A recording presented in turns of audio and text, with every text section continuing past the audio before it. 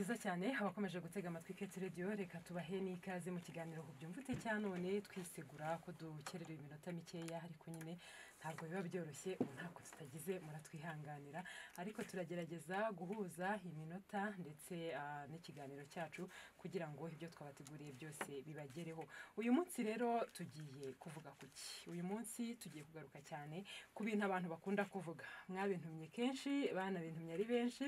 ariko nkajya ngerageza gushaka abantu baza kubiganiraho simpite mbabona nkuko bamwe babimbazaga nkabasobanura nyine ko nari ntarabona abantu bo kuza kubivugaho kugira ngo tubiganireho nkuko byifuzwaga.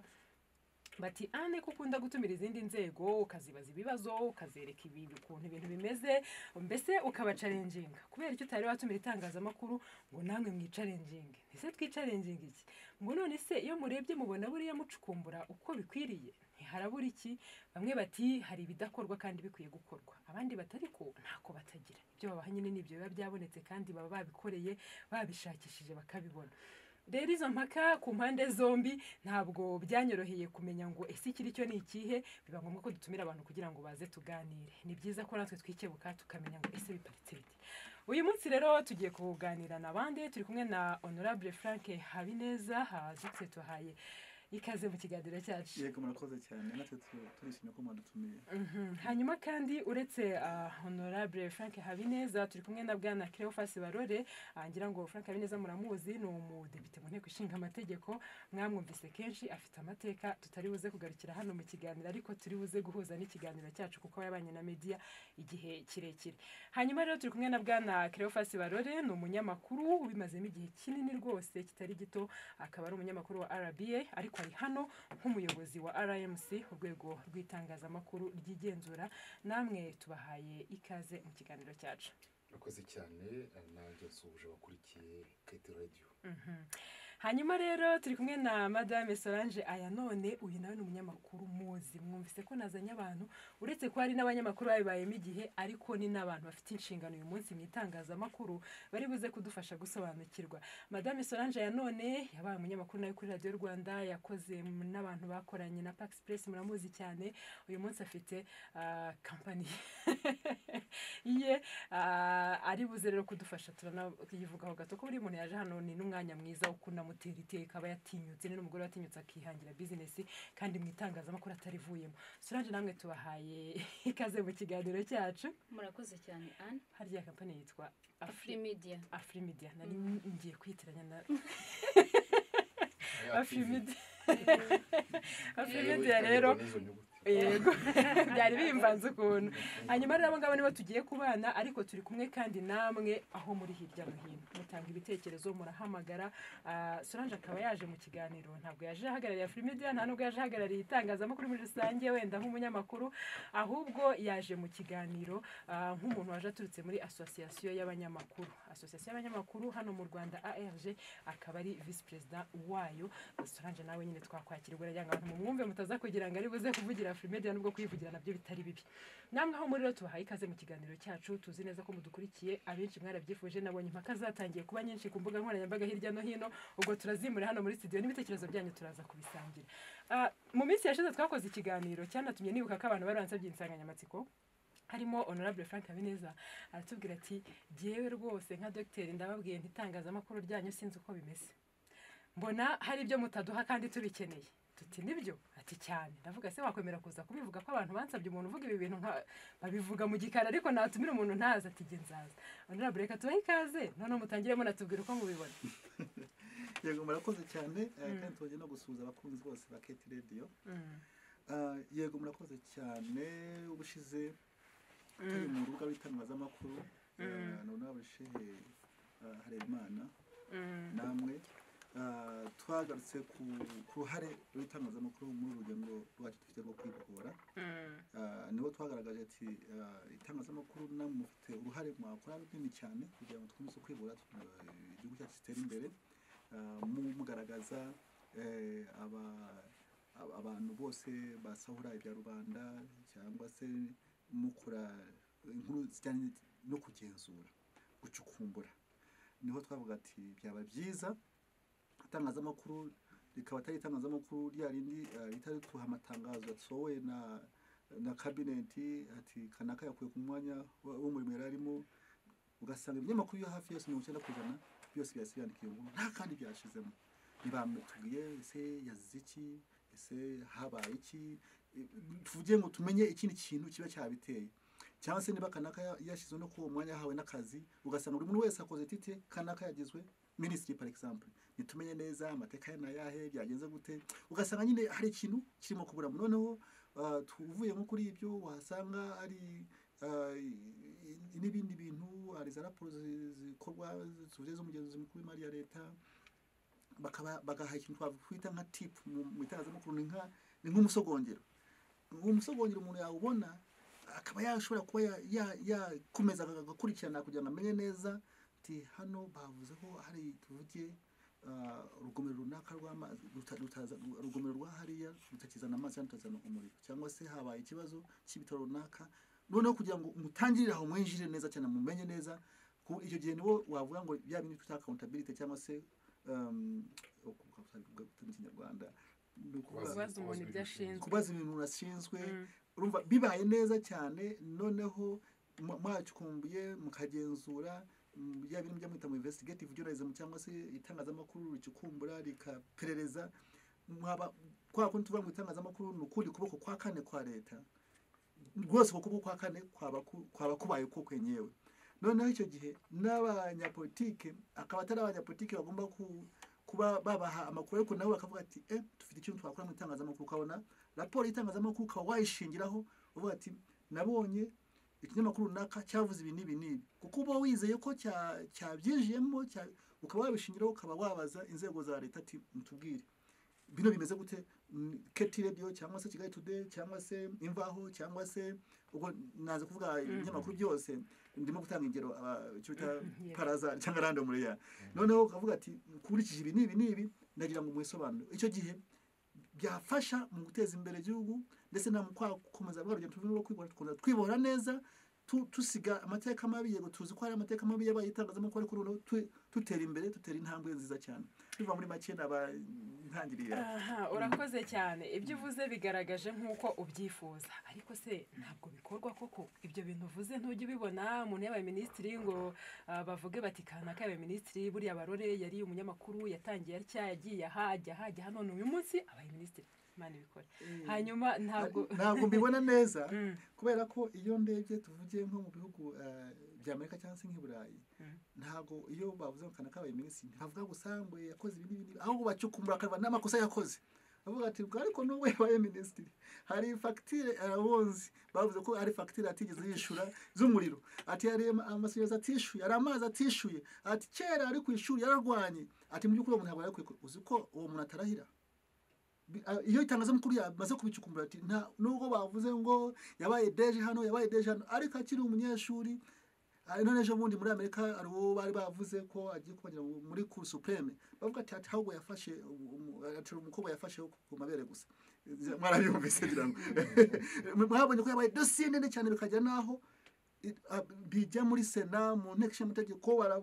bamugaba arisobanura kugeza byari case yaba ikomeye cyane. Nakavuga ati ngiye nari umunyeshuri rwose, ni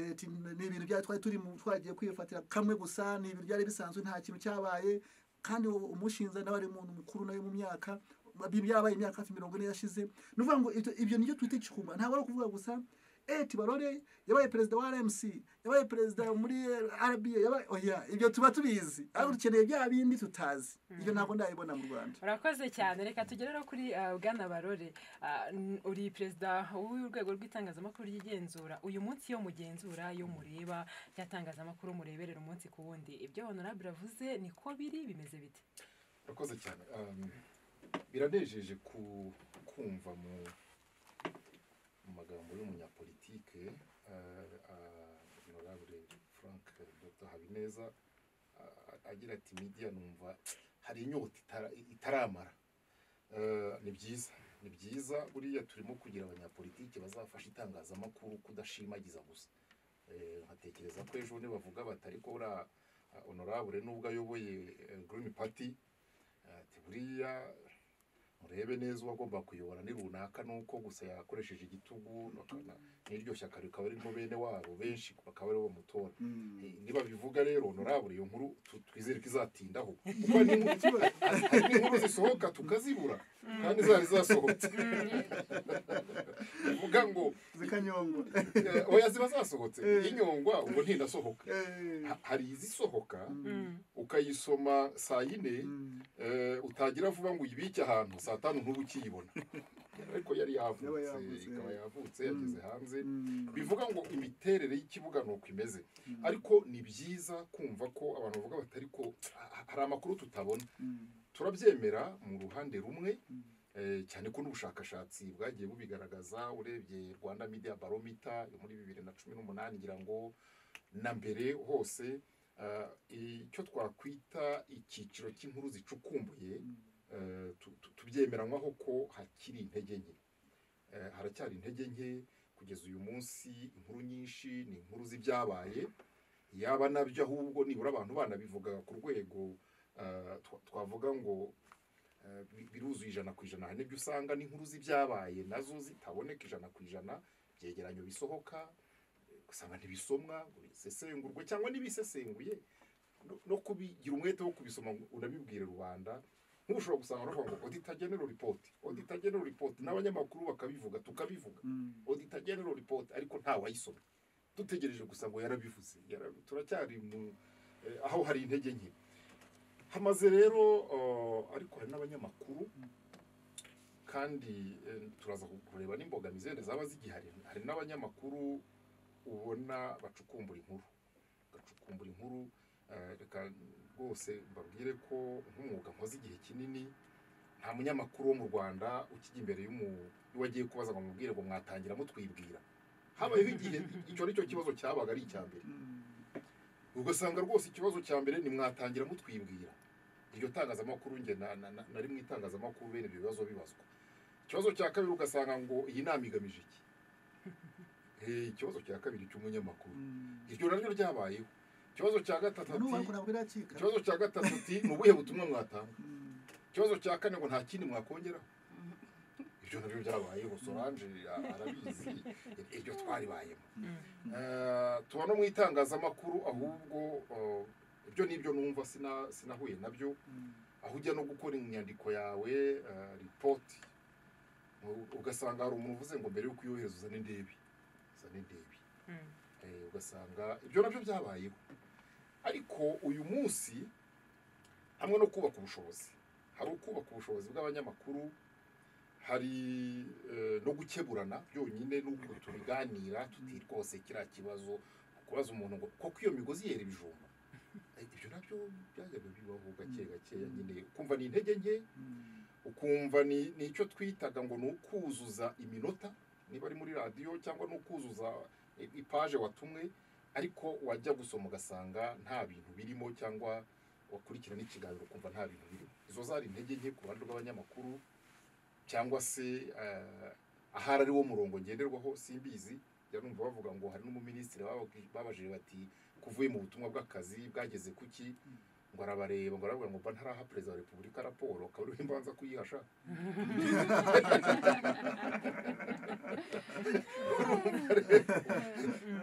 Turava muri uwo murage n'urugendo turava muri uwo murage uwo babwiye gutyo ngira ngo ahari azategereza ryatangazo honorable yavugaga nirisohoka avuga atahwi maze iminsi mbibona bicicikana ku mbuga nkoranyambaga ngo ariko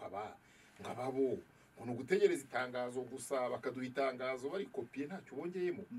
Ariko hari n'intambwe imaze guterwa uyu munsi iyo honorable yagiyeho umutwe wa politike runaka batoye aratsinda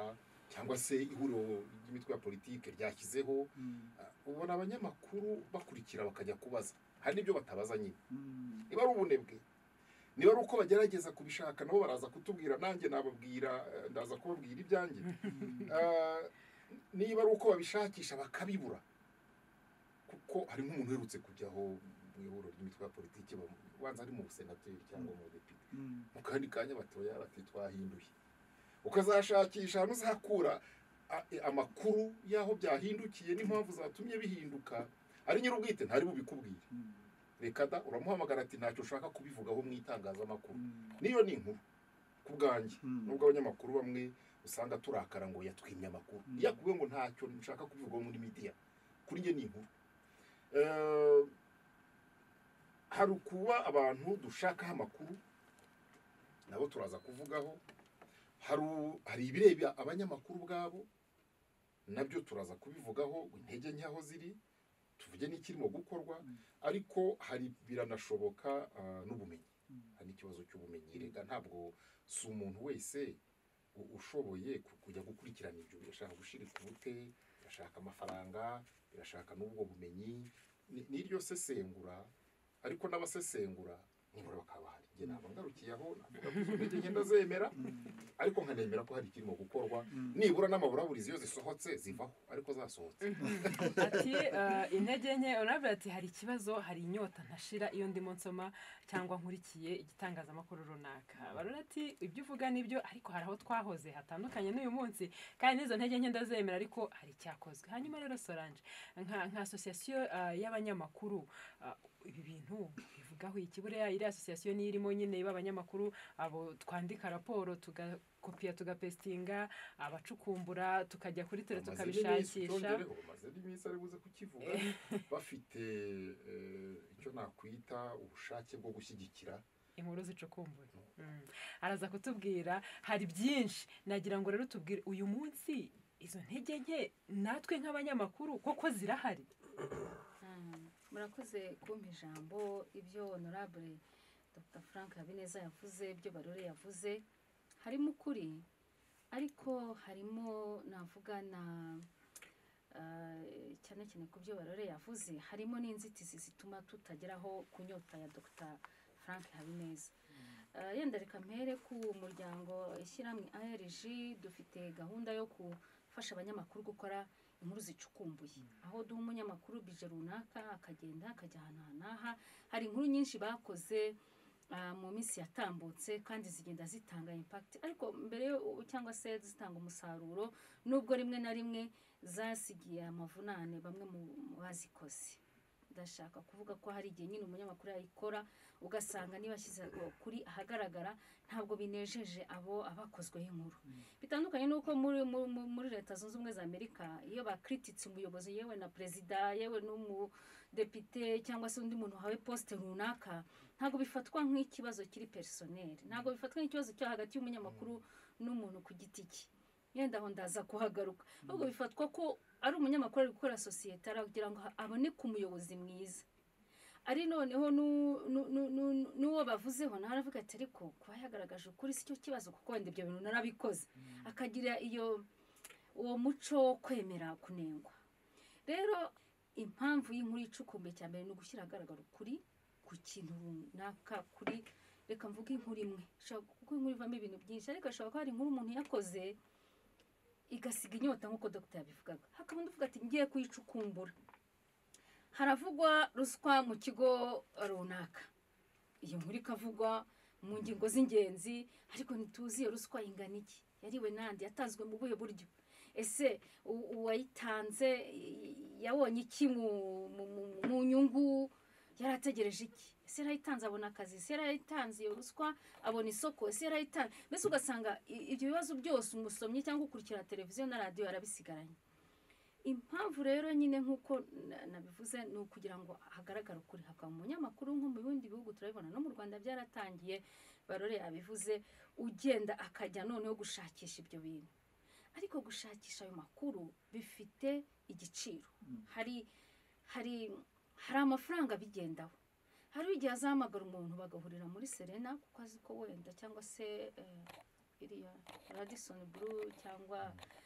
aya mahoteli y'inyenyeri 5 akagenda bagasangira icyayi cyaho ko kigura fanta yaho kwigura ntabwo ari kimwe na hano muri Shika cyangwa se hirya gato tugiye mu Biryogo sibyo ayo ni amafaranga ikigo kigomba kumuha kugira ngo aze kuza kugera kuri ya nkuru rero ugasanga kugira ngo aze kubona iyo nkuru birasaba ko yinvestisa noneho twe tukavuga ngo investissement ibigo by'itangazamakuru dufite cyangwa se ayo mikoro yo kugira ngo ujyane umuntu muri Serena yo kugira ngo uze kuza kubonanira n'umuntu ahantu hatari abantu benshi baza baza kuza kubabona bakavuga bati ariko nyamara umuyobozi namubonanye cyangwa se umuntu ukora isuku wo muri iki kigo uko twamubonanye na dogita kuri twamubonanye n'umunyamakuru aha n'aha kuri hoteli Inyenyeri 5 urayavugaga ikibaho uvuganaga ibiki sibyo nuko rero bisaba ko mujya hano hishe bisaba nyine gukora gucukumbura nk'uko binakorwa muri investigation nk'uko binakorwa no mu bantu bakurikiranweho ibyaha ayo rero ni amafaranga ibitangazamakuru bidafite muri iki gihe dogita ntabwo ari ubushake buke ni amafaranga ibitangazamakuru bidafite muri iki gihe ikindi ni umwanya iyo nkuru ishobora kuzagurisha nyuma ukuri wakugezeho ariko aka kanya ngenda ndashaka gucuruza ngarutse ku ruhande rw'abacuruzi abashinze ibitangazamakuru ko nanjye ndacuruza nshaka kubona iyo nkuru izajya kugira kukuri nyuma y'imyaka 2 kandi uyu munsi ngenda ndashaka gucuruza icyo ndi gucuruza nuko hari ruswa mu kigo runaka abantu bari bubisome hari umudepite waketsweho ruswa abantu bari buze kuza kubishidukira ariko noneho ngenda nzacuruza mu myaka 2 icyo rero ncuruza ni iki ni ikiri bumpe inyungu cyangwa se ikiri bumpe abasomyi cyangwa abankurikira cyangwa ikiri bunzanira amafaranga uyu munsi icyo ni kimwe ikindi cya kabiri kijyanye na access to information cyangwa se kubona amakuru gucukumbura bisaba uguha amakuru cyambere agomba kuba kwizeye ikindi cya kabiri agomba kuba noneho anafite n'uwo mutima wo gushaka kugaragaza ukuri nawe hari igihe rero twebwe nk'abanyamakuru duhura n'inzitizi uretse n'amikoro n'igihe iyo nkuru imara ishobora kumara amezi ishobora kumara umwaka uyicukumbura uretse ikibazo cya mikoro hari n'ikibazo cy'abantu baduha amakuru umuntu akanga kuguha amakuru kuko itangazamakuru ahantu dukura amakuru ni ahantu hatandukanye ni mu baturage ni mu nzobere ni mu barimu ba kaminuza no mu banyapolitiki nk'aba cyangwa ni societe civile aho rero muri za document no muri document wenda document hari n'igihe utazibona ariko reka mpere ku bantu abo bantu nabo ni ba banyarwanda bakuriye muri societe nyarwanda badashaka gutanga amakuru icyo kintu nacyo ni ikibazo bajya bavuga ngo abanyamakuru mu Rwanda ngo ntibavuga niba batavuga ntago we yaba ushaka kwivugira ntiwari kuduhamagara ariko siyo tutazi wari kuza muri studio ukavuga uti abantu nyamakuru ntibacukumbura bigakunda ugasanga natwe umuntu uguha amakuru nawe ntabwo ashaka kwiteranya ayo makuru bazayageraho uti kavuga tumva nta nubwo ashaka noneho kuguha amakuru ngo ntabwo ashaka kuguha amakuru ngo ndabyita ngo ikira we no kuzamuvuga izina zamenyekana aravuga ati nta makuru ntabwo ariko nifitiye ubwoba nimba ari ubukozi mu kigo bazanyirukana kandi barabikora abaturage mu mudugudu bajya batanga amakuru bakabima ibyangombwa ibyo bintu niba bizi kuri Twitter nibyirirwaho nsinjya nkubona ese umuturage uzamushaka ngo aguhe amakuru ya gitifu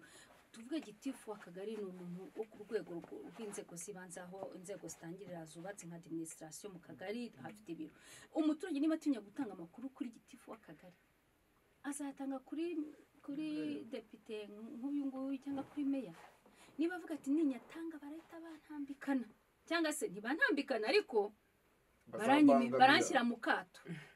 ngo mvugana n'itangazamakuru iyo ni ikindi kibazo kugira ngo uzagere kuri ayo makuru n'umuntu yaguha yizewe ni ikibazo hanyuma wenda nkakira n'ikibazo cy'ubumenyi barore akivuze ariko nashaka kuvuga ko hari raporo hari ubushakashatsi bwakozwe na Paxpress muri 2017 uburyo media ikora inkuru kuri public policies cyangwa se imirongo migari leta ibifite yaba muri politiki yaba mu burezi yaba mu bega buriya mbere y'uko itegeko rijya babanje kuba polisi cyangwa se umurongo ngenderwaho noneho hakazashamikiraho honorable ababizi amategeko nyuma hakazaza se amabwiriza n'ibindi bikurikiye ariko ubushakashatsi bwagaragaje yuko 46% by'abanyamakuru bavuga yuko bakora biriya bahoze uvuga bategereza nyine ko polisi iza umurongo mugari wenda tuvuga ubuhinzi ujya hanze ugasanga muri ministeri runaka barimo kuwukora ntabwo bashaka kwemera uruhare rw'itangazamakuru mu kuba rwagira uruhare mu kuwukora mu gukora uwo murongo none itangazamakuru bakazarikenera kujya kumenyekanisha ngo umurongo Solange wibihisha, mugari ngo wasohotse. iyo hari politiki irimo kuganirwaho ugakenera kuvuga ngo ariko ibyo bintu murimo kuganiraho bigiye no kuzaza kuyobora abaturage, dushobora kubatumira mukaza abantu bakamenya n'izo mpaka murimo kujya, haravuga ngo nimutegereze bisohoke. Kimaze gutumira benshi bavuga ati turacyabiganiraho, urumva biracyari mu gikoni, byo bita ngo ni cuisine interne. Cuisine interne rero yakubwiye aricyo nta kintu bikora. Uretse ahantu utarahava ahandi nta nubwo mu bihugu yahoze avuga muri Amerika nta cuisine interne ku bintu bireba umuturage bihaba. Ariko hano mu Rwanda umuntu aravuga ngo ni cuisine interne, wajya kumva nari nkibagiwe ukumva ya makuru yahaye BBC, ukumva yayahaye ijwi rya Amerika. Hari tugira n'abantu b'abayobozi bumva bashaka visibility yo mu bitangazamakuru mpuzamahanga, ariko bashaka wababaza kubirebana n'ibyo bakora ngo bice mu bitangazamakuru by'u Rwanda, ayo makuru bakayakwima. Rero navuga ko Pax Express yagaragaje ko nabasubizaga n'abanyamakuru impamvu ntabwo tuba twabaye ntabwo badushyira batuma tugera ku makuru mu gihe barimo gukora iyo mirongo, ahubwo badushaka muri implementation cyangwa mu kwishyira mu bikorwa kugira ngo tubafashe akazi kabo. Ariko hari faze yabanje twebwe tutamenya ahantu ikorerwa, ariko mu bindi bihugu izo faze navugaga ibyo byiciro abanyamakuru babigiramo uruhare. Numva ari cyo nashaka kuvuga. Arakoze cyane Solange, ngira ngo abantu mudukurikiye mwumvise impande zose ziri hano muri studio, ariko namwe dukeneye ko mugira icyo mutubwira. Honorable ibyo yavuze ntabwo babihakanye. Barore yavuze ati rwose iyo gap cyangwa icyo cyuho kirahari, ariko iyaba wari wibuka aho twari turi, yibutsa nyine bimwe mu by'abantu babayemo nk'uko nababwiye ko ari umunyamakuru bimazemo igihe. Ariko anerekana ko nubwo ibyo byabayeho hari aho abantu bageze. Solange ataho tugeze rero barore rwose nibyo, ariko turacyafite inzitizi zituma ya nyota ya Honorable idashira. Hanyuma mwebwe mudukurikiye murabivugaho iki rero? Umwanya ni uwanyu, turabaha umurongo, muhamagare kuri 0788 330100 cyangwa se munabe mwakwandika n'ubutumwa bwa WhatsApp kuri 0788 330100, bityo noneho abantu ibitekerezo byanyu bigere ku batumirwa bacu ndetse bigere no kuri rubanda. Mutubwire biterwa n'iki. Ndaje nyine no kuri message zitandukanye mwagiye mwohereza mu nzira zinyuranye, hanyuma hose tuze kubihuriza hano mu kiganiro cyacu. Getire dialo cyore ngo ni bicya dukozera araduhordinze. Hari rero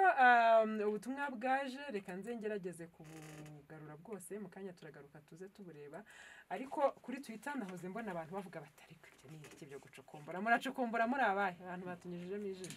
abanyamakuru ngo muracukumbura, ngo mucukumbura se ngo baragira ngo mucukumbura iki? Ariko umuntu uvuga cyo mujye mumubwira ngo wiza abandi abanyamakuru batize, wasanga nawe ntawe ari navuga nyine ibyo badacukumbura ibyo ari byo. Maze iminsi ibyo bintu mbibona bizenguruka ngo abanyamakuru ngo ariko buriya barize. Abanyamakuru harimo abantu bize bafite ubumenyi n'ikimenyimenyi, iyo bagiye mu yindi mirimo barayikora. Uwo ni barariti n'ikimenyimenyi mwenda mwavuga ibyo ngibyo se, aho iyo bagiye mu yindi mirimo barayikora. Mu kanya rero rutaze kumfasha nsunikire bwa butumwa, ndabona ntaza ahantu bwerekeye, ariko uki bushaka ane nashakaga kuvuga ku birebana n'icyo abantu bavuga. Mu by'ukuri ntabwo wajya kumenya iby'abaganga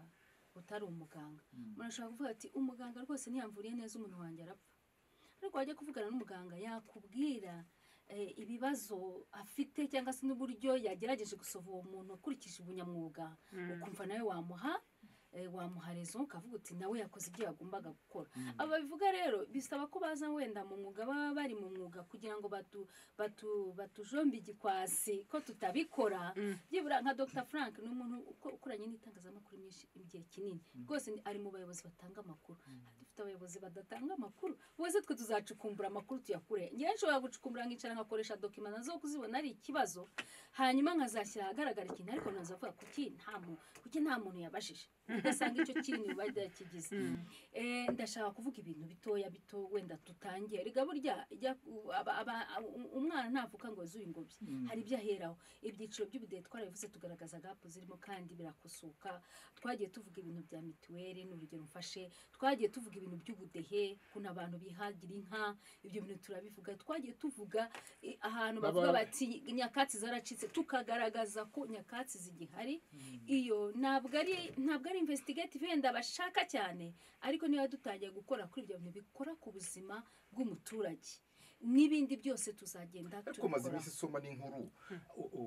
ugasanga baravuze bati hakoze abantu ku rutonde rw'abatsinze ikizamini hasohotsemo abataragikoze ubwo umunyamakuru abarimu babaringa ibyo byose ni media yagiye murakoze cyane hari rero umuntu wanditse ubutumwa witwa Mizera ati ku kijyanye na investigation stories byo rwose muri hasi cyane so iherezo ku gitangazamakuru ukorera ubu ihereho ubwo yandashe ku gitangazamakuru ukorera ubu uyu mwana mumaze gukora inkuru zicukumbuye uyu mwanya mumaze gukora inkuru zicukumbuye zingahe ubwo numara kuzibara uraza kumenya revo muriho cyo magarariye bose hanyuma undi nawe ati iki kiganiro mwagiye ego baragishyiraho kuri YouTube urakibona undi nawe ati reka nkireho nze kugikurikira ugura duha n'ibitekerezo byawe inkotanyi ati niba hari ikintu giteje ikibazo ni media irimo ubunyangamugayo buke no kuyoragura imico y'abanyamurayi bazana iwacu ngo cyakora dufite media yakora ijambo rikomeye which is immature anadututse ati shemonazi abantu mugatebo yaba baduhaga wenda n'umurongo y'ibyo babona bahere ariko no kubyakozwe mudushyiremo imiyaga dore muri wacu dore ni mubishyiramo nabisimba isomo muvuge muti base nawe mbashyiraho igitugu base nibatubwira bya rurwenya nibatubwire bati iki ngiki ntigikorwa dufite ingeri zinizi mutwereke ingero muvuge muti nkuriyi ni ratuma n'umuntu avuga ati ariko uko ari byo bisapotinga bya bitekerezo byawe atari ukuvuga gusa uko ubyumva gusa uyu witwa Jacques ati nta micukumburire ane we ute se nta burenganzira bafite ubu se barasohoka keretse itangazamakuru rya leta aho bacukumbuye ibijyanye n'akarengane mu baturage bo nibaramuka banabarekuye ntibazongera yatanze n'ingero hanyuma uzi ibitangazamakuru byagerageje gucukumbura ngo hanyuma bikaba bifunze niba barekura ubwo byose nuko hari aho bari hanyuma nizeye Imana ati ibyo byo ni ukuri rwose 100% nta munyamakuru ucukumbura bose bazica hejuru bigendera mu mikino rwose hari ababikora yavuze ngo witwa Anta wo kuri 10 aragerageza ariko mu bindi ho wapi rwose ubwo yaguhaye akantu cyangwa nibyo uramwemera hari ikindi cyorezo kimaze gutera muri iyi minsi ugasanga amaradiyo hafi ya yose mu masaha kuva nka saa 2 kugeza hafi saa 6 ari imikino gusa ari siporo gusa mwaberetse kare byo mukunda bavuga imikino waba kuri imwe kujya kuyira imikino waje wagera ni mugwa saa 8 ugasanga hari wicara tuje nko mu modoka ukaba bumvise imikino mu gitondo wagaruka ni mugwa paka saa 12 hakiri siporo bavuga za Manchester bavuga atari no kuvuga n'ibyo mu Rwanda ahubwo sezo nkuru buri munsi ejo budarumanzi wavuze mu mbuga nkoranyambaga ati niririmbiye ibintu nibi mu mpinduro reka nze nge muri gakondo baririmbira ariko ibimumbuza biracuruza kuko murabikunda mubigura bucece mwarangiza mukamba induru ku karubanda ntacyo reka nge muri gakondo ndebe nimuyigura nzahaguma ariko nimutayigura muzahite mufunga umunwa none rero abantu nabo uyu munsi kuki bari muri siporo ushobora gusanga ari byo abo babiha ari byo ako sindi bavugira ndende n'ibya siporo sinanabizi sinzi uko bimeze wasanga wenda ari byo abantu bakunda cyangwa niyo myidagaduro ugasanga ni byo abantu baha umwanya bikavata ari kwa mugani niba ari byo binyinjiza amafaranga kuki najya kwigora ntadashora y'amafaranga Solange yavuze ndafite imbi nuko iyo buri munsi uje kuri radio ugasanga radio irimo kuvuga siporo amasaha 4 yose kuva saa 2 kugeza hafi saa 6 bakacesha bavuga amakuru ya saa 6 ubundi bakakomeza siporo wajya no kuyindi ugasanga ari uko nukuvuga ngo giraho ukazenguka kumva radio kubera iki babikora honorable impamvu babikora yamaze kugenzura ntabwo kubesha ndabigenzuye impamvu babikora icyambere hari abantu benshi babikunda babikurikira ntabwo ari byo oya wenda wowe ushaka uri mu ariko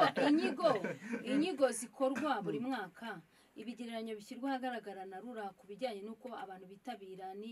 n'amaporogaramu abantu bitabira usanga siporo iza mu byo abantu bakunda n'imyidagaduro nuko ariyo mubaha gusa buretse ndangiza ikindi cya kabiri muvuze muti twebwe ntidushaka kumva siporo abanavuze ati siporo turayirambiwe bavaho ikindi siporo reka nkwereke rwose yabaho ni buri saa imwe cyangwa amasaha abiri ariko umunsi wose indi mpamvu siporo arayikora baro nyihangane arayikora oya kirahari umunsi wose arayikora umva doctor ari bukore iyo siporo atavuye muri studio ndashaka kubereka ko cost yo gukora kira kiganiro iri minimize cyane iri hasi kandi abantu baza kwamamazamo ni benshi ugereranyije n'abamamaza mu kindi kiganiro runaka cy'ubuzima cyangwa se ikintu kiri buvuge ku burezi mbese abamamaza mu bindi biganiro niba cyane no akavuga ati ndayikora umunyamakuru ntari buve muri studio nta transport mu kindi mumenyere na amamega ugasanga icyo kiganiro ki sponsored n'amakampani ya telecommunication bari bubahe n'amamega y'ubuntu yo kuza gusacinga kuri internet wareba cost ngo ndi kuvuga nk'umuntu ucuruza wareba ibiri bugende kuri icyo kiganiro sibyo ikindi ndi busabe abantu babiri bave saa 3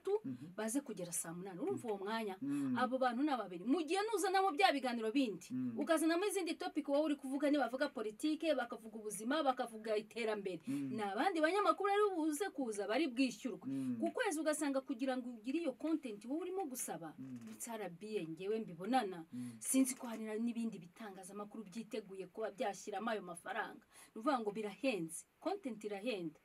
icyo kintu rero gituma ngiye nyiri ikinyamakuru mvuga ngo reka nishyira abana bari bukore mention gusa saa 3 kugera saa 8 mugeni nari hari gitangazamakuru nigeze gukorera akaba ariko boss abibara ati mugeni nari gukoresha abantu 8 ndashyiramo babiri bakushyire siporo nta tele bari bugeho nta karubira bari bunsabe nta transport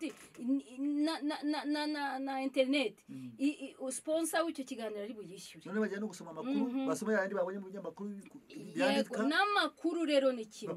bari bukoporore kuko amakuru nayo bashoboye kugera kuri tele ntago bagezeyo arahitamo ibyo n'ubukene ni kimwe mu bituma ibyo n'ubukene buri mu itangazo turaza kureba ariko nkemeranya nkemeranya nawe nko ku rundi ruhande natwe tumenyereza abantu content bakayimenyera kuko nta yindi option twabahaye ane uri umuhamya ikiganiro cy'urubuga rw'itangazamakuru barore twaragitangiranye turagikora ndagikomeza imyaka 6 bane bazamo n'urugero rumwe rw'ikiganiro abantu bakurikira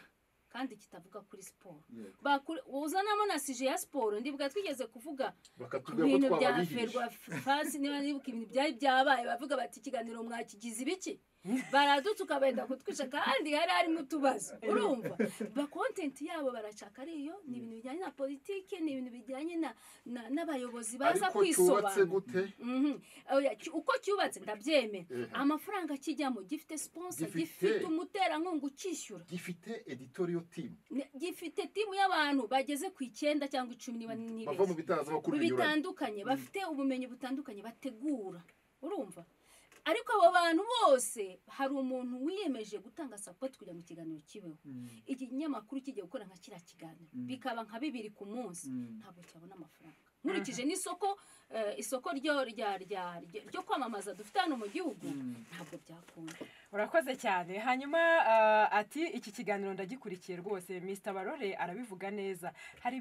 hari bitaranozwa kandi abantu baba bakeneye kubimenya hanyuma yitwa Gaspar ati abanyamakuru bo mu Rwanda ye baracukumbura muzumve Ismail Mwanafunzi muri waruziko uzumva Alphonse Berembonana mu birari by'ubutegetsi uzumve Ferdinand Uwimana misi ya none uzumve abanteye indabo urakoze n'abandi bose byagenda bisimbutse hanyuma noneho atubwo bakomereza aho ngaho n'abandi bazagenda baza hanyuma uwitwa Mugisha ati ninde se wavuze ko mudacukumbura imisaje irasekeje ninde se wavuze ko mudacukumbura ubundi se ahubwo murashaka gucukumbura iki gucukumbura se ubundi bisobanuye iki nge mbona rwose mucukumbura pe ashyiraho n'utuntu duseka ati reba nawe top 10 y'abavugira ikijyana iyo murayiduha top 10 y'abagore beza iyo murayiduha top 10 y'abaperezida bakize muri Afrika iyo murayiduha ubwo se ubucukumbura ahubwo mukomerezaho akazi karimo neza iyi message ninura urumva nka byandi twavuga tujya ducukumbura tukabishyira ahagaragara ntabwo abivuze kandi pe ntabyo akurikira reka tuvuge no ku kintu cyo gukurikira ibinyura mu itangazamakuru iyo tuvuga muri rusange ngo abantu basoma si benshi cyangwa niba ari na benshi si benshi ku buryo wagera ku rwego rw'ibindi bihugu uzi ko hari n'abantu nk'uko honorable bivugaga iyo siporo irangiye agira ngo radiyo ibiganiro birarangiye ntirirwa akurikira ibindi bagishaka amakuru umubwira ko wabyumvise na media literacy nacyo ni ikindi kibazo bishobora no guca intege na ba bandi bakagombye gushora ya mafaranga Solange yavugaga yo kujya gushaka inkuru zicukumbuye inkuru zirahenda tubanze twemere ko inkuru icukumbuye ikurikiranywe irahenda ayo ushoyemo azagaruka ati ububwiye ubuyobozi bw'iki kigo turimo ndashaka kujya ibunaka gukurikirana inkuru kandi biransaba icyumweru cyose wagira ngo iyo misiyo bapfa kuyisinya nubwo waba wakoze gahunda uyigaragaza ko bikenewe baravuga ngo ufate telefone ubwo se ni ngombwa kujyayo cyangwa uzategereze batange raporo amikoro ashorwa mu nkuru ese ba nyiri ibitangazamakuru biteguye kuyatanga icyo rero ni ikindi kibazo honorable muri hano muri intumwa za rubanda muri rubanda mushinzwe urana media irimo mukwiye kureba uburyo itangazamakuru ryubakwa rikiyubaka wenda mukajya muribaza ngo ko twashyizemo amafaranga angana atya bite byanyu barore tukiri aho ngaho nari no kuhagera uyu munsi nk'urwego rw'itangazamakuru ry'igenzura iyo mumaze kubona ibyo bintu byose inzitizi Solange yavuze yazibabwiye ntekereza ko na Pax Press ijya kumurika ubwo bushakashatsi byanze bikunze RMC yarahamagawe kubera ko n'ibintu bireba abanyamakuru mumaze kubibona mukabona n'izo nzitizi zose uko bagiye bazigaragaza kandi mwemera hakozwe iki hari intambwe mwatewe namuvuge muti ibyo twarabibonye dukomanga baratubwira ati mwe mutegereje ntabwo twicaye uretse ko bitari no mu nshingano zacu z'urwego rw'abanyamakuru bigenzura kubaka ubushobozi bw'abanyamakuru ariko natwe mu byegeranyo yaba Pax Press yaba n'ibiganiro tugirana na Media High Council ishinzwe capacity building mu itangazamakuru yaba nibyo natwe ubwacu tugenda tubona dukurikije abatuzanira ibirego n'abanyamakuru nabo batubwira bati twabangamiwe muri ibi ntabwo twicaye icya mbere tugerageza gushakisha abafatanyabikorwa mu bafatanyabikorwa natangaza muri uyu mwanya ko dufite Legal Aid Forum duherutse kugirana amasezerano y'ubufatanye nibura mu myaka nk'ibiri itatu iri imbere muri yo harimo kunganira abanyamakuru bahutajwe mu bijyanye n'amategeko ariko harimo n'amahugurwa harimo ndetse no gufasha abanyamakuru ngira ngo ibyo byo ni bya Pax Press na ARG cyane cyane kugira abanyamakuru benshi tureke n'inkuru zicukumbuye n'inkuru twavuga abaspecialiste turabita inzobere ni inzobere muri domaine zinyuranye uyu munsi umbwiye ngo nijye ku kibuga kogeza umupira nagushimira icyizere warungiriye ariko sinajyayo rwose umbwiye ngo nsesengurira filime zigezweho nagushimira icyizere warungiriye nkakugira inama yo gushaka undi ese abo banyamakuru b'abaspecialiste bo turagenda tubagira ibitangazamakuru bimwe biragenda koko bibubaka nk'ubu dufite abanyamakuru ntagira isoni n'ipfunwe zo gutumira ngo ngwino usesengurire inkuru y'ubukungu tumaze kubagira dufite abanyamakuru ntagira isoni n'ipfunwe zo guhamagara ngo ngwino usesengurire nawe yabaye umutumirwa ngwino usesengurire inkuru ya siporo dufite abo utagira isoni n'ipfunwe ryo gutumira ngo agusesengurire inkuru y'ubuzima ariko dufite n'abandi nyine boga hagati mu nyanja abageneraliste ni nabo benshi ahari nk'abaganga bo mu Rwanda benshi icyo rero ndavuga ibindi bavuga media ariko ni reality aba specialiste b'abaganga ni bakeya hari abageneraliste benshi nari ntanze urugero birasaba rero amikoro ya buri gitangazamakuru kwiyubakamo ubwo bushobozi hanyuma uzanacukumbura mu bintu wumva ko sinacukumbura muri byose kuko nusaba umuntu uti nsesengurira amakuru y'umutekano bisaba ko aba afite ubwo bumenyi cyangwa atumire ababizi ariko nunamutumira umunyapolitiki umwe yigeze kubwira umunyamakuru cyangwa abwira umuyobozi we ngo please ntuzongere kumpa abanyamakuru bambaza ubusa bivuga rero ngo ushobora no gutumira umuntu afite ubumenyi ukananirwa kuba umukuramo nabyo ibyo nabyo biri hanyuma hari ahantu uvuze uti media high council ubu giye kugeza ubu icyo numvisemo ni uko imbogamizi nini ikomeye ni amikoro ni amikoro yaba yo gutegura ibyo biganiro cyangwa n'ubwo buryo yego nahereye kwikomeye sosiyete abantu bakoreramo ariko uko twabibonye n'ikibazo nuko tutagitinzeho cyuko hari inkuru zikuraho ubucukumbuzi zigasohoka zikahita ziburirwa irengero tubyite gutyo ziba zikarigiswa nukuvuga cyo twagomba kumenya ikibitera niki nacyo ikibihishe nyuma nicyo ise context icyo kibyihishe nyuma nacyo kirakomeye cyane ikibuga turimo gukomoza ku kintu gikomeye ati hari igihe twigereranya n'ibindi bihugu kandi si bibi ariko hari igihe ibyo tugereranya bitaragera ku rwego reka tujye ariko nukuvuga ngo hari ubundi hari itegeko ba honorable aba iyo bagiye mu mwiherero w'abayobozi uwo mwambaro ntibawumesa bari bonyine uzi ibivugirwayo buriya ugira ngo nta makuru aba arimo ariko umwiherero bitandukanye w'umwiherero mpamvu wabaye ni uko nyine bya bindi nyine Solange yavuze ko nta kwizine interne iri mu bibazo by'abaturage ako ni akantu gatandukanye ariko noneho hari ibintu bisanzwe bya leta ugasanga mu mwiherero havugwamo ibitari bya leta icyo uvuga hari politike iba ari iya leta ukajya kwibaza umuyobozi akayikwima kandi ihari iri mu nshingano ze na dokima akayikwima kandi dokima ihari aho ukajya gusanga na dokima no kuri internet ariko yayikwimye kandi hano ayifite gukemura ayifite aho mu kabati ugasanga nyine kandi hari itegeko ibyo bintu mujya mubikorera ubuvugizi amategeko yo arahari rwose access to information ariko akiraho iri kuri internet simbona impamvu umunyamakuru ajya kuyishaka voilà ubwo hari ikibazo kinacyo nawe yaba afite ikibazo ariko nari nyanze urugero icyo nabivuze bakorera ubuvugizi nibyo yaratinzeho ati abantu bakubikwima kandi ariko hano biri amahire yaba Solange yavuze ikiganiro yabayemo yaba Barore akora ibiganiro no munsi nanjye ndabikora wenda n'undi mudukurikiye arabikora ariko ikintu kigoye cyambere duhere no muri iriya nzu y'Iwanyu honorable uzi diploma kugira ngo uwe n'umuntu uturutse mu nteko utamutumiye ku giti cye reka tubagutumeho birokrasi bayo ngo banza uvugisha ngo banza wandikire speaker akagusubiza ngo uzohereze n'ibibazo arabisubiza se murangana nashaka gukora comment cyakora wakoze wowe ko waje niyo dutumiye buri muntu ku giti cyaraza ariko byandi uvuga uti ndashaka ijwi ry'inteko shaka umuntu uvuga iki ku itegeko niri mwatoye uyu uvuze cy'inteko ijwi ry'inteko yo ni speaker nyine ni speaker no se kandi aduhagarariye speaker washobora kuderega kwatabikora ariko nyine hari uburyo bikorwa mu ngo nguzaya ko investigation maze kwandika inshuro nyinshi umudepite ndi mu bantu banditse kenshi umudepite ntwa rubanda ati uratekereza iki kuri iri tegeko umudepite ashobora kuguha ubwera tuba dushaka speaker reka ngo urugero honorable azenguka buri munsi ajya ku maradiyo yose okay ashobora conference zingahe basi ngo tuzajya reka tunyure mu bitekerezo ndashaka gukora comment ane kuri icyo kintu sorofite gikomeye basi bajya baduha press conference ako bafite na perezida we ko agakora press conference tukajyaho ni gute speaker w'inteko hagarara abaturage watayikora ubwo uzamutubwire afite umukozi ushinzwe itangazamakuru ntabwo umukozi rero ntabwo avugira inteko oya namwe arabo twashashe inzobe watunenze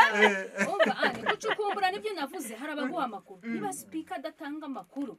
ariwe washyizeho itegeko rya access to information bigasaba bureaucracy imeze gutyo ukazandika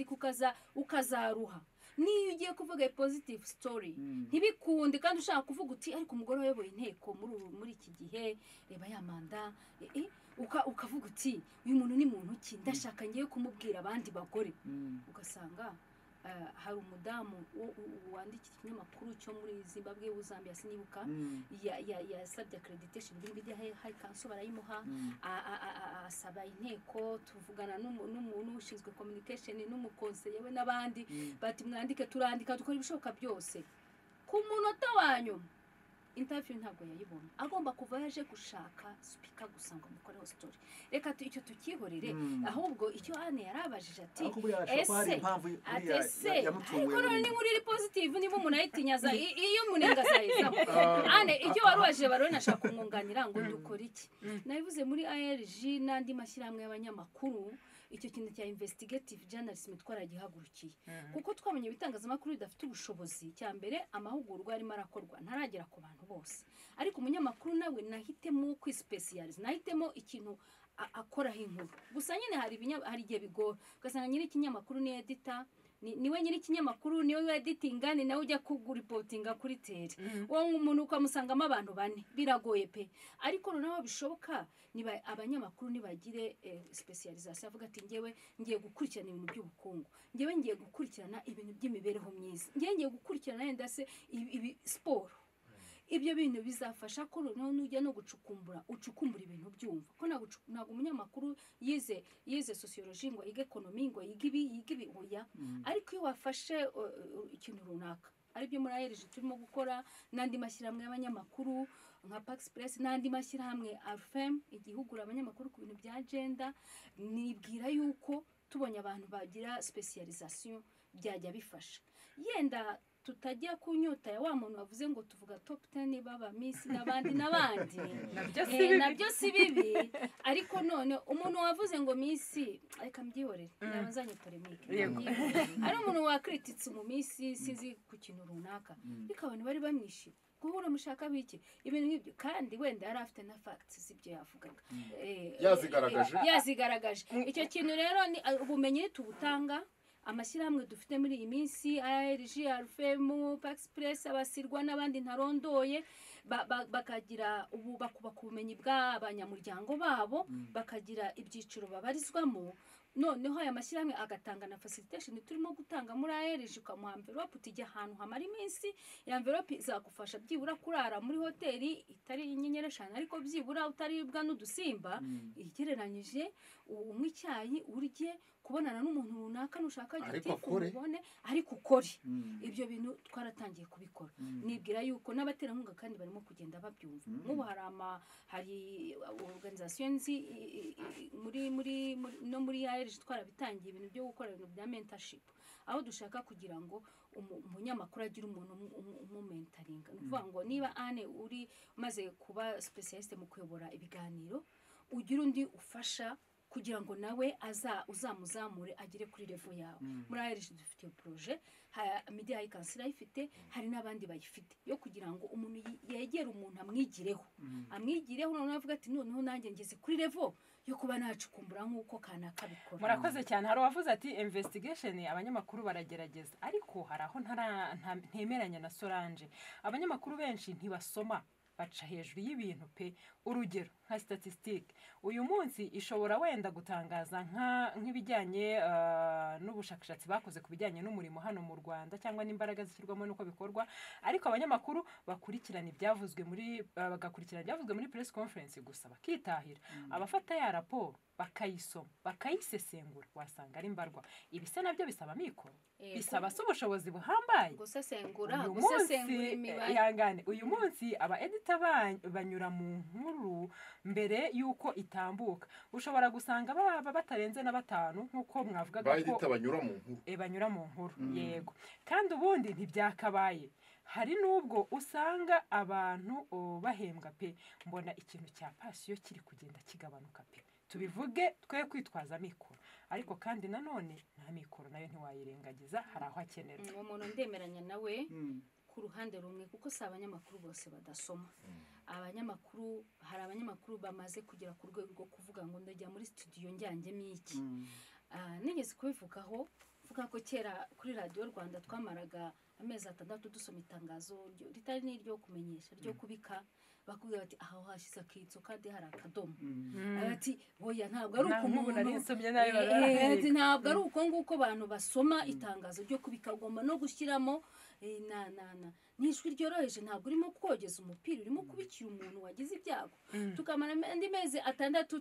turi gukora reportage tujya mu nkuru zikaza edita akayumva akavuga ati ntago ari inkuru ntabwo uragera igihe cyo kujya kuri mikoro ugakora animation nk'uko cyangwa ikiganiro wenyine watumije abanyamakuru muri kumwe aribo batumirwa mugakora ikiganiro bakakirikodinga ntabwo uragera ku rwego rwo kujya kuri mikoro y'igihugu ndashaka kukwereka kire yavugaga hari abanyamakuru rero uyu munsi wa none bava ku ishuri akavuga ati ndi umunyamakuru kwitangaza amakuru none batangira ari siniya yamara ko afite followers 1000 bamukurikira akavuga ati ngewe nagezeyo twebwe abantu bamaze igihe mu mwuga wanamugira inama akavuga ati wowe Mary uri umukecuru wowe ibyo ngibyo byari byanyu bya kera urumva ugomba kugendana n'igihe ndemeranya n'uwo muntu uvuga ko hari abanyamakuru bumva ko bageze kuri badagikeneye kwiga ngiye mfata urugero kuri Victoria Nganyira yaramaze igihe mu itangazamakuru niwe muntu wabonanaga wabaga afite ibinyamakuru amajuru magazine zirimo amakuru menshi kera na internet itaraza yadutizaga ibitabo yarasomaga yahoraga buri gihe afite inyota yo kwiga ariko ngewe nzi abanyamakuru bwira critically professional positive cyangwa se ushaka kugira ngo ayameriyore umva akakubwira ati wowe se mukecuru ubundi wowe utangazamakuru wakoze icyo gihe wagira ngo niryo gihe ubungubu ati ibyo ngibyo byari byanyu twebwe amakuru ujya muri studio ukayabona kuri YouTube ukayabona kuri internet ati ibyo ngibyo byanyu byo kujya muri studio wazanye ibintu byahe ntago bigikora hari abameze batyo ariko hari n'abandi bategura n'abajya habereye aho bari gukura amakuru nta karine umuntu akava kuri tero wamubaza uti nk'incamake y'ibyavuzwe ngo reka mbanze njye kumva bandi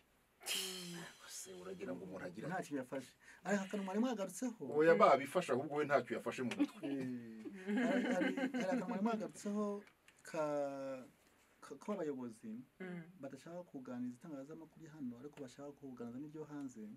twageze mu cyo bitwise context ariko noneho hari akandi kantu nanjye nagira ngo bakebureho gakeya iyo urebye nka tuvuge press conference ni inama n'itangazamakuru tuvuge ubonye nk'umuyobozi mukuru w'igihugu agira n'itangazamakuru ariko hari igihe ubona nk'umunyamakuru w'umunyarwanda ukabona ikibazo abajije mu by'ukuri ntabwo ari ikibazo kifitiye rubanda akamaro ugasanga ari ikibazo aho rero cyoroheje cyangwa se ukabona ni ikintu usanga umukuru w'igihugu ashiye kugisubiramo kabiri n'undi ugasanga aje kubaza nk'icyo singiye gutanga ingero kuko zirahari noneho wasanga umuntu wavuye hanze mu banyamakuru bavuye hanze yabaza ikibazo ugasanga cyo kitandukanye n'icyawa uri umunyarwanda kandi umunyarwanda afite amakuru menshi cyane kubera kubaza ikibazo gifite akamaro ku buryo attention cyangwa se twarangarira ku byo uwo ikinyamakuru cyo hanze yavuze noneho ugasanga twebwe dufite ukuntu ndavuga ko twisuzugura cyangwa tutihesha agaciro noneho tutihesha agaciro kandi dufite agaciro ni ukuvuga ngo tukakire kuko tukakiriye ni nabwo umuntu yavuga ati Anne-Marie buriya ndamutinya ninjya kutaza no kuntiteguye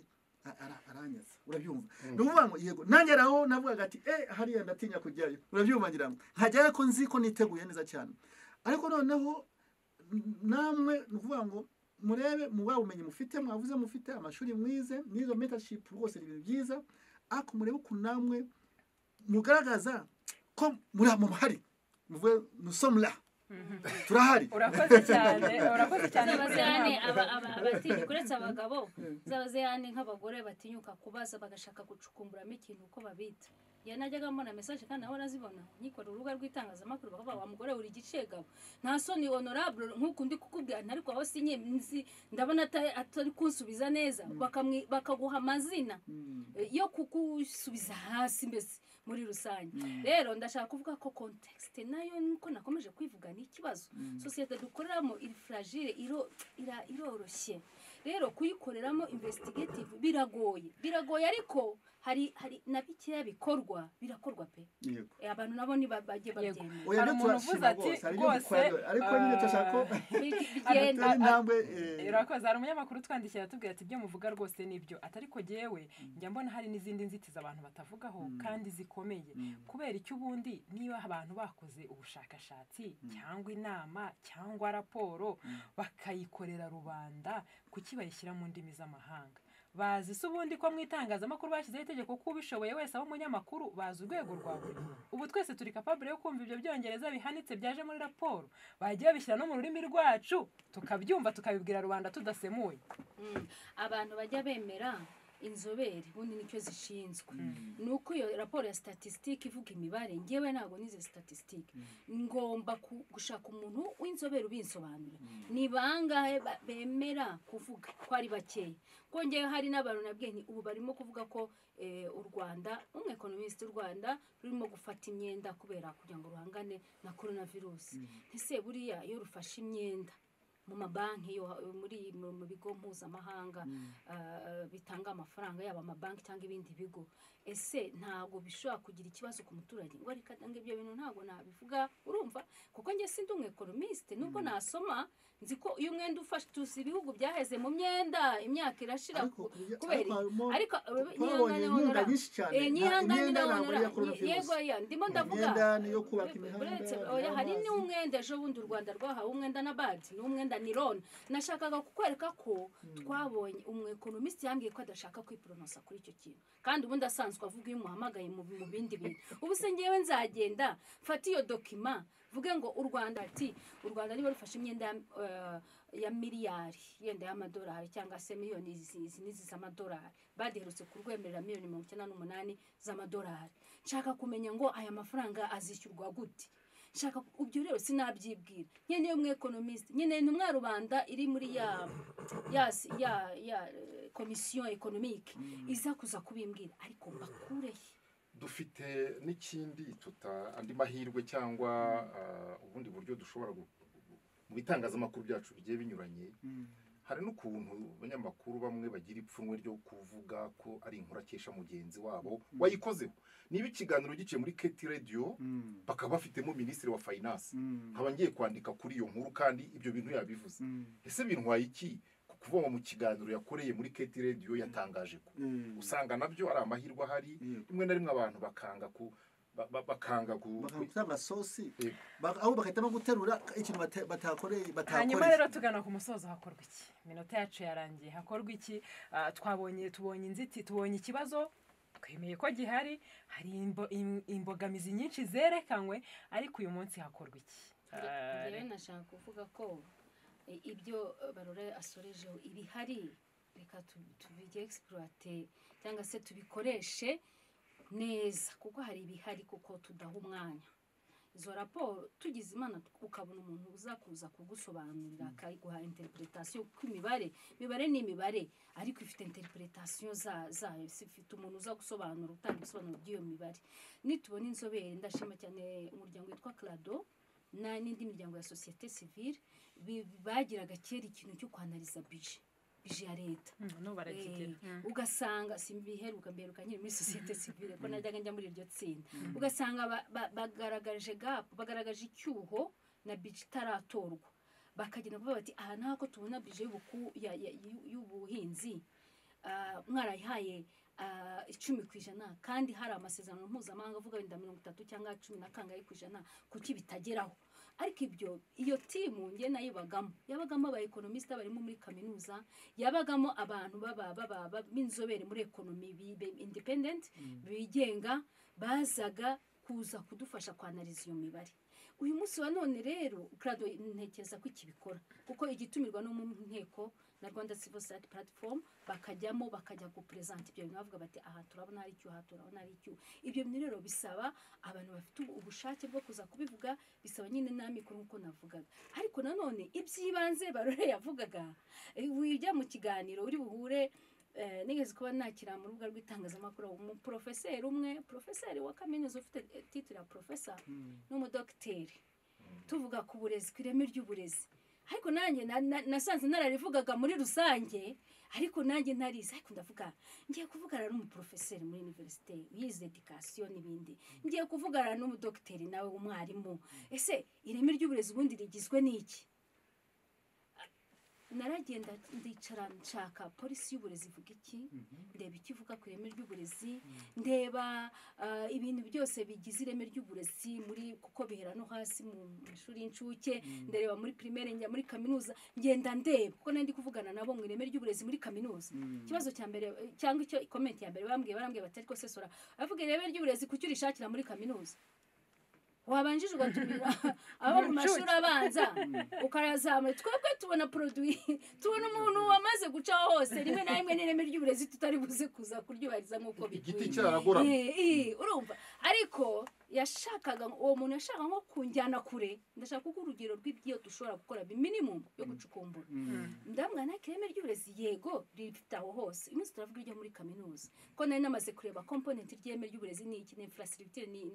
n'abakozi ni ibikorwa remezo muri infrastructure tuvuga amashuri uko ameze tuvuga ibikoresho bakoresha mbega harimo utuntu twishi naturebye ariko uvuga iyo nza kuba nagiye mu kiganiro nanjye ntabirebye uwo munsi nticyari kuba kirangiriye aho ngaho ugasanga njyanye ipfunwe rero hari bikiya dushobora gukora rwose abantu ntibareka ubunebwe mbere y'uko wenda honorable avuga wari ubaze ngo dukora iki hari ibitureba nk'itangazamakuru nk'abanyamakuru bari mu mwuga dukwiye gukora kandi tugashyiramo imbaraga hari ukubaka ubwo bushobozi icyo ni kimwe rwose iki ngiki ngewe nkunda kukivuga umunyamakuru afite inshingano zikomeye afite inshingano yo kujijura yo kwigisha yo gufasha abantu kuruhuka no kwidagadura ntiwajijura urinjije ntabwo kizakunda ntuzajijura udasoma udakurikira ni ngombwa ko umunyamakuru ubundi ahandi no mu mashuri y'itangazamakuru onorotieke les élites donc umushaka kumunyamakuru akwiye kuba ari ikimene mu bumenyi umuhanga watsinze neza ntabwo ari umuntu wagiye akabona passable bya bindi ndajya numva ngo bajya bavuga ngo passable sinyimenya n'amanota no l'élite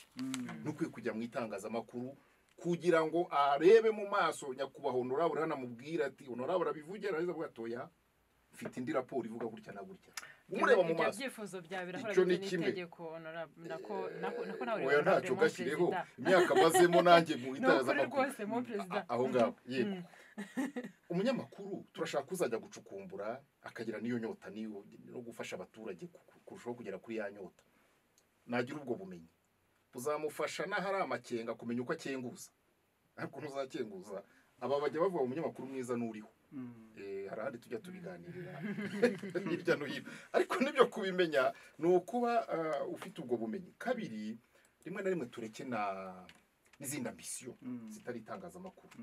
zikora n'abanyamakuru aba afite n'ubwo bumenyi ariko kubera ibindi ashobora kuba ararikiye bigatuma atabaza depite ngo mubaze kubera ko avuga ati kwere kuzamvuganira hahandi bavuganira abantu ugasanga yanze kumubaza turakizinda niba nambaye itaburiya y'itangazamakuru kanze imbere nzakubaza nuko ibintu bimeze nzakubaza wenda nkubitwe ku ntoki n'icyo bita ligne editoriale nabyo biratubangamiye ukuntu na ya context nayo ntituri buyize kuyireka ariko mu by'ukuri reka dushimira ababikora bashyiramo n'umwete tunenge abagira ubute n'ibintu bihari ntibanabisome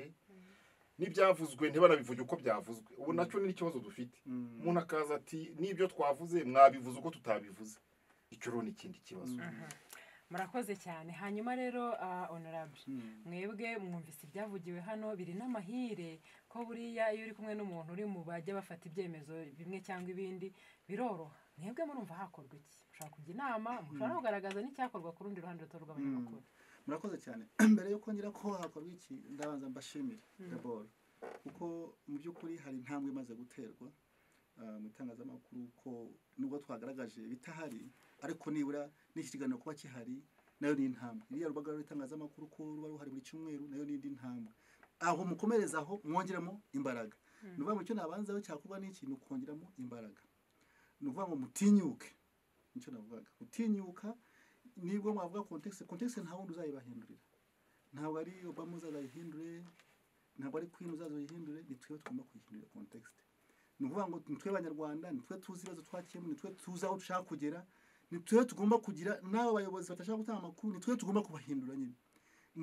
ejo bundi nabonye ikinyamakuru cya Chronicles cy'Piburia abayobozi bayatanga amakuru namwe mukomereza ahubwo ntantu sinumvise radio zibivuga ni ukuvuga ngo nk'aho mwari kuzamukaho amaradiyo menshi akabivuga n'iki byose noneho abayobozi bari kwiva ku maradiyo ko bavuze ko abantu batatanga amakuru ndumva byari gufasha n'undi muyobozi afati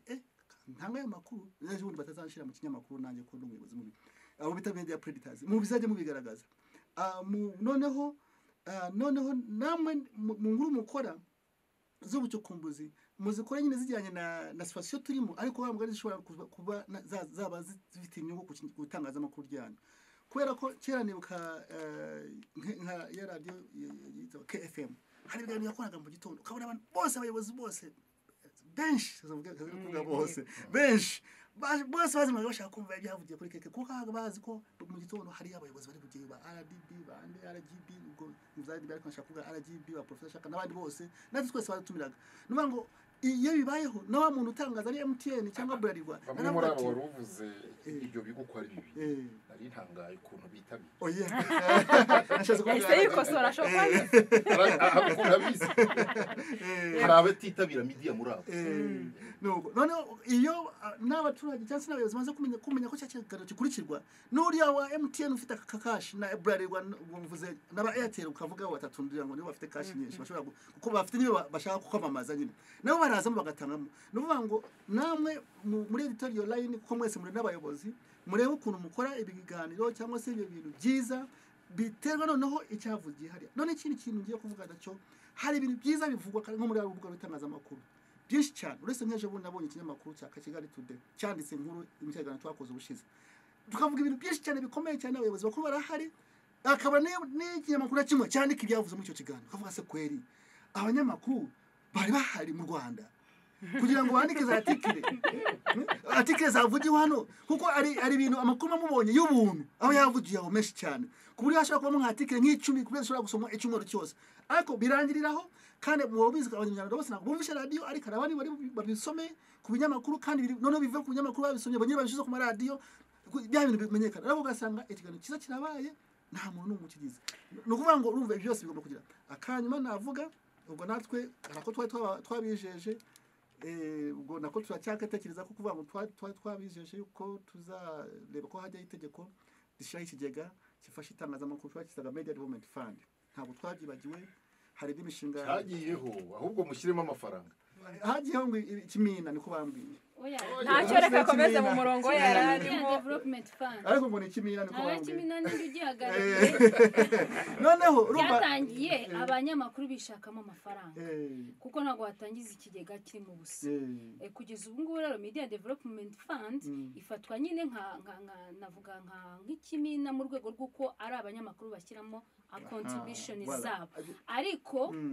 turifuza yuko mu gihe kiri imbere kizaba noneho kiba nka sako y'abanyamakuru izajya ifasha abanyamakuru kuguriza deje ubu muri uyu mwaka bujuje ibyangombwa tugiye gutangira kubaguriza kuko tumaze umwaka twizigama rero impamvu bavuga wenda ngo ni ikimina ni uburyo bwo kubivuga ariko na sako zose tuzi cyangwa se ngewe natangiye dutera imbere biza kubyara Copedu n'ubundi muri Copedu ariko twatangiye nyine nk'uku nguku MDF yatangiye irahari ahubwo dutegereje amafaranga honorable muzangira inama kuko je muri kampanye nari nabije ko tuzashyiraho Media Development Fund n'uva mu muzize ikimina ndavuga ati oke nzongera nganire namwe turebe icyakuba ibyo tuzabigarukaho uvuga ngo ariko byose mu rwego rwa leta iminota yacu yagiye honorable nubwo yagiye kuri kumureka uri kuvuga umwihorere atukwemerera ibyo bintu neza tubyumva ane ntabwo reka nawe avuga contribution yabo ariko twumva ngo hari recovery plan y'igihugu honorable mu bijyanye na covid iyo recovery plan sinzi ko wenda batekereje ku itangazamakuru ntabwo ndayisoma neza ariko hari umuntu wayisomye wambwiye ati secteur y'itangazamakuru ntirimo ubwo rero buretse ihangane mwe muretse ibyo bintu tuzabigarukaho iminota turi mu nyongeza honorable icyo tumutuma ni ubuvugizi kugira ngo iyo MDF yagiyeho ishobore kuba koko yabona ariko nyine urumva mufite mikoro nzabina bavuga ngo kuvuga ngo nusomu line reka tuzakora ikiganiro cyane kuri ibyo bintu genda cyemeye kandi honorable tuzamugana azaza tubivugeho byimbitse kuko ubu turimo kubica hejuru kandi hari amakuru menshi wabona ariko icyo nzi nuko atari kimwe icyo cyo ndakizi nanjye hanyuma ibindi turakomeza muzagenda munaganira nkuko none rero abitangiye tuzanabikwishyuza buri se ngo ntituzabikubaza uretse mu myaka ingahishije tuzabigarura hanyuma rero tugana ku musozo twumvise byinshi abantu bagiye bavuga ku mpande zitandukanye honorable nizere ko ari budutumikire ku ruhande rw'inteko n'abandi bose badatanga amakuru ariko inteko yo nyine yakoze itegeko ni ikibazo gikomeye hanyuma noneho tugana no ku musozo hari umuntu ugize kuvuga ikintu gikomeye ariko n'izo raporo iyo zisohotse mu ndimi z'amahanga hari igihe abanyamakuru bamwe batibonamo ntibabashe kurisoma ngo byumvikane muzadukumangira ubuhanga nk'akantu bwite ariko rero rwose isi raporo nta kuntu hajya haza n'abaverisiyo y'ibinyarwanda turavuga raporo nk'ubu hari abantu ejo n'amagana n'abandi bwa ninde wasomye twari abanyamakuru nka 6 cyangwa 7 ninde wasomye raporo y'umugenzuzi w'imari ya leta yose igihe narayisomaga hakabongera bikansiga kuko harimo n'ibyakera bisaba kujya gusubira hahandi hambere ariko hakaba n'ibyo ubona ukabona urabyumva abenshi bari baraho ntayo basomye iki cya mbere cyo birakomeye ngo ibindi ngo n'ubundi turabisoma ntibigaruke urumva byari n'ikindi n'urugero nari ntanze ngendeye aho abantu bavuze ko bibagora ariko iyo aba byashobokaga ko niba ari raporo y'iki isohoke hari verisiyo zitandukanye buri wese yisange mu rurimi nk'uko indimi zacu tuzemera nabyo byafasha kuko abanyamakuru barayavuze baba elite ntiturabagira niba nshobora gucikiriza amashuri nkaba najya kuba umunyamakuru se nzaba elite ryari muri kuri mikoro ni ikibazo rero hakenewe korohereza kugira ngo n'uwo nguwo abashe kugira icyo akuramo nubwo atari yo twashingiraho 100% ariko nawe n'umuntu ubwira imbaga akeneye amakuru azababwira kandi afitiye fagiti ahasigaye rero abanyamakuru batunenze hari ibyo dufite tudakoresha uko dukwiye twisubireho tubikosore hanyuma dutere imbere gihe icyo nemeye nuko nunenga ndabyemera ugira Imana abone umugira inama agakosora agakura hanyuma natwe tugacalenjinga abandi ariko natwe baducalenjinga ntitumere nka cya gipyisi